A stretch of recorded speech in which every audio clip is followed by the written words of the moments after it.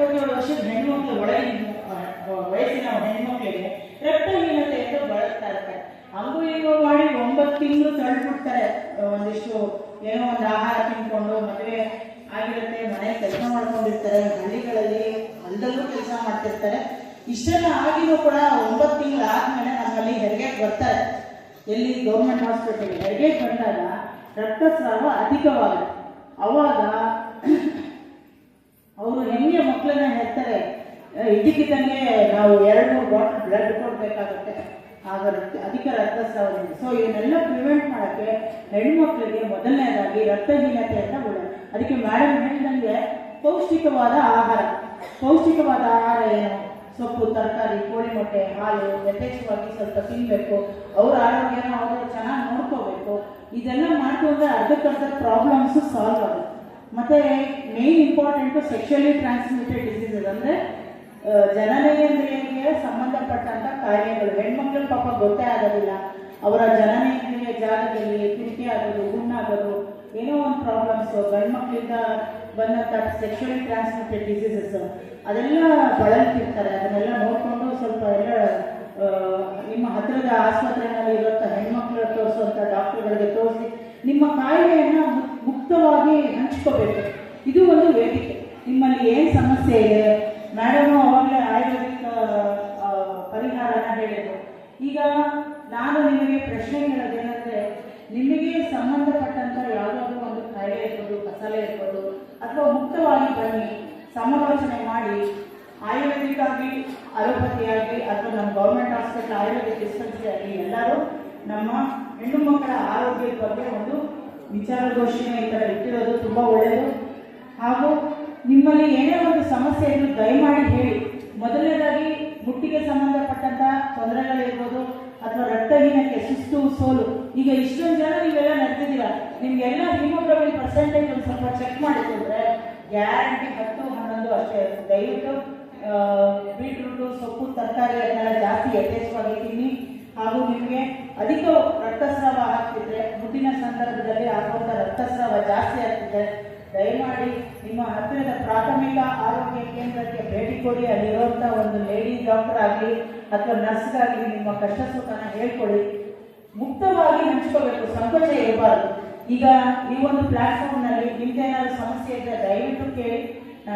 ನನಗೆ ತೋರಿದಂಥ ಒಂದು ಉತ್ತರನ ಹೇಳಿ ಪ್ಲೀಸ್.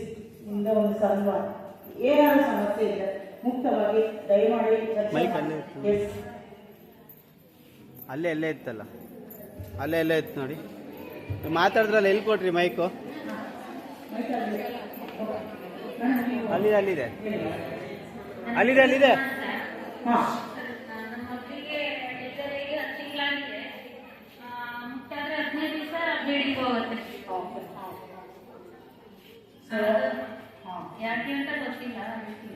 ತಿಂಗಳು ಕರೆಕ್ಟಾಗಿ ಮುಕ್ತ ಆಗ್ತಾರಲ್ವ? ಆದ್ರೆ ಆದಾಗ ಒಂದು 15 ದಿನ ಕಂಟಿನ್ಯೂಸ್ ಆಗಿ. ಎಷ್ಟು ವಯಸ್ಸು ಅವರಿಗೆ? 23. ಮದುವೆ ಆಗಿದೆಯಾ? ಓಕೆ.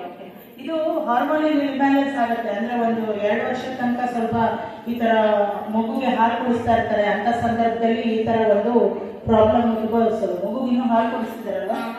ಸೊ ದಯಮಾಡಿ ಒಂದು ಹತ್ತಿರದಲ್ಲಿ ನಿಮ್ಮ ಊರು ಯಾವುದು? ಜೋಡಿಗುಡ್ಡಿ. ಇಲ್ಲಿ ಅರಕಲಗೂಡಿನಲ್ಲಿ ಪುಷ್ಪಲತಾ ಮೇಡಮ್ ಇದ್ದಾರೆ, ತಾಲೂಕು ಆರೋಗ್ಯಾಧಿಕಾರಿಗಳು, ಮತ್ತು ಅವರು ಲೇಡಿ ಡಾಕ್ಟರ್ ಒಬ್ಬರಿದ್ದಾರೆ.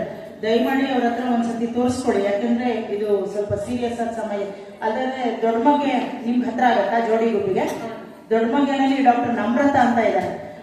ಅವ್ರು ತುಂಬಾ ಒಳ್ಳೆ ಡಾಕ್ಟರ್. ಅವರು 25 ವರ್ಷದಿಂದನೂ ಸೇವೆ ಸಲ್ಲಿಸ್ತಾ ಇದ್ದಾರೆ. ಅಂಡ್ ಒಂದು ಒಳ್ಳೆ ಹೆಸರು ತಗೊಂಡಿದ್ದಾರೆ ದೊಡ್ಡಮಗೆನಲ್ಲಿ.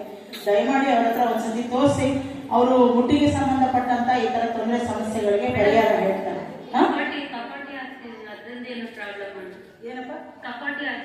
ಹಾ ಹೌದು, ಕಾಪರ್ಟಿ ಹಾಕ್ಸಿದ್ರು ಈ ತರ ಸಮಸ್ಯೆ ಇರುತ್ತೆ. ಅವ್ರು ಅದಕ್ಕೆ ಪರಿಹಾರ ಹೇಳ್ತಾರೆ. ತೀರಾ ಬೇಕು ಅಂದ್ರೆ 1 ವರ್ಷ ಕಾಪರ್ಟಿನ ತೆಗೆಸ್ಬಿಟ್ಟು ಒಂದು ಮಾತ್ರೆಗಳ ವ್ಯವಸ್ಥೆ ಒಂದು ಕೊಡ್ತಾರೆ. ಫ್ರೀ ಆಗಿ ಸಪ್ಲೈ ಇದೆ ಗೌರ್ಮೆಂಟ್ ಅಲ್ಲಿ. ಅದಕ್ಕೆ ನಿಮ್ಗೆ BPL ಕಾರ್ಡ್ ತಗೊಂಡು ಹೋಗಿ, ಹಾಗೂ ನಿಮ್ಮ ರಕ್ತ ಸಂಬಂಧಿ ಪ್ರಾಬ್ಲಮ್ ಏನಾದ್ರು ಇತ್ತು ಅಂತಂದ್ರೆ ಒಂದ್ಸಲಿ ಚೆಕ್ ಮಾಡಿಸ್ಕೊಡಿ, ಕಾಪರ್ಟಿ ತೆಗೆಸ್ಕೊಡಿ. ಅಂಡ್ ಒಂದು 4 ತಿಂಗಳು ಮಾತ್ರನಲ್ಲೇ ಮೇಂಟೈನ್ ಮಾಡಿ, ಆಮೇಲೆ ನೋಡೋಣ. ಇನ್ನೂ ಏನಾದ್ರು ಸಮಸ್ಯೆ ಇತ್ತು ಅಂದ್ರೆ ದಯವಿಟ್ಟು ಗೌರ್ಮೆಂಟ್ ಹಾಸ್ಪಿಟಲ್ಗೆ ಬನ್ನಿ, ನಾವು ಅದಕ್ಕೆ ಕರೆಕ್ಟಾಗಿ ಪರಿಹಾರ ಹೇಳ್ತೀವಿ. ಇನ್ಯಾವ್ದಾದ್ರು ಏನಾದ್ರು ಸಮಸ್ಯೆ ಇದೆ? ಇನ್ಯಾರು? ಎಸ್. ನಿಮ್ಮ ಹೆಸರು ಹೇಳಿ. ನಾನು ಪ್ರೇಮ. ಹಾ 56 ವರ್ಷ. ಹಾ 13 ವರ್ಷ ಆಗಿತ್ತು. ಇರಕೊಳಕ ಏನಪ್ಪ? ಮುಟ್ಟೋಗಿ ಹಾ ಓಕೆ. ಈಗ ಆಗಿಲ್ಲ. ಹಾ ಹಾ ಅದಕ್ಕೆ ಈಗ ಹೊಟ್ಟೆ ನಾವು ಒಂದ್ಸತಿ ಪ್ಯಾಪ್ ಟೆಸ್ಟ್ ಅಂತ ಮಾಡಿಸ್ತಾರೆ, ಸರ್ವೈಕಲ್ ಸ್ಮಿಯರ್ ಸ್ಕ್ಯಾನಿಂಗ್ ಎಲ್ಲ ಮಾಡಿಸ್ತಾರೆ. ನಿಮ್ದು BPL ಕಾರ್ಡ್ ತಗೊಂಡು ಬಂದು ಒಂದ್ಸತಿ ಲೇಡಿ ಡಾಕ್ಟರ್ಗೆ ತೋರಿಸಿ ನಮ್ಮಲ್ಲಿ ಹಾಸನ ವೈದ್ಯಕೀಯ ಮಹಾವಿದ್ಯಾಲಯದಲ್ಲಿ. ನಿಮ್ಮ ಊರು ಯಾವುದು? ಪುತ್ತೂರು. ಪುತ್ತೂರು ಹತ್ರ ಯಾವುದಿದೆ ನಿಮ್ಮ ಪ್ರಾಥಮಿಕ ಆರೋಗ್ಯ ಕೇಂದ್ರ ಅಥವಾ ಜನರಲ್ ಹಾಸ್ಪಿಟಲ್? ನರಸೀಪುರ. ನರಸೀಪುರಕ್ಕೆ ಒಂದ್ಸತಿ ತೋರ್ಸಕ್ಕಾಗತ್ತಾ? ಅಲ್ಲಿ ತುಂಬಾ ಒಳ್ಳೆ ಡಾಕ್ಟರ್ಗಳಿದ್ದಾರೆ. ತೋರಿಸಿದ್ದೀವಿ. ಏನ್ ಹೇಳಿದ್ರು? ಅವರು ಕ್ಯಾನಿಂಗ್ ಬರ್ಕೊಟ್ರು. ಸ್ಕ್ಯಾನಿಂಗ್ ಎಲ್ಲ ಮಾಡಿಸಿದ್ದೀರಾ? ಏನ್ ಹೇಳಿದ್ರು? ಅಲ್ಲಿ ರೇಖಾ ಡಾಕ್ಟರ್ ಅಂತ ಇದ್ದಾರೆ, ರೇಖಾ ಡಾಕ್ಟರ್ ಅಂತ. ಅವ್ರ ಹತ್ರ ಒಂದ್ಸತಿ ಕನ್ಸಲ್ಟ್ ಮಾಡಿ ನಾನು ಫೋನ್ ಮಾಡಿ ಹೇಳಿರ್ತೀನಿ. ಪ್ರೇಮ ಅನ್ನೋ ಪೇಷಂಟ್ ಬರ್ತಾರೆ, ಒಂದ್ಸತಿ ಡೀಟೇಲ್ ಆಗಿ ಚೆಕ್ಅಪ್ ಮಾಡಿ. ನಿಮ್ದು ಊರು ಯಾವುದು ಅಂದ್ರೆ? ಪುತ್ತೂರು. ಓಕೆ, ನಾನು ಹೇಳಿರ್ತೀನಿ ಬಿಡಿ.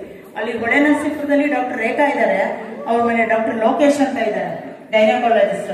ದಯಮಾಡಿ ಅವ್ರ ಹತ್ರ ಒಂದ್ಸತಿ ತೋರಿಸ್ಕೊಳ್ಳಿ. ಇನ್ನು ಯಾವ್ದಾರು ಏನಾರು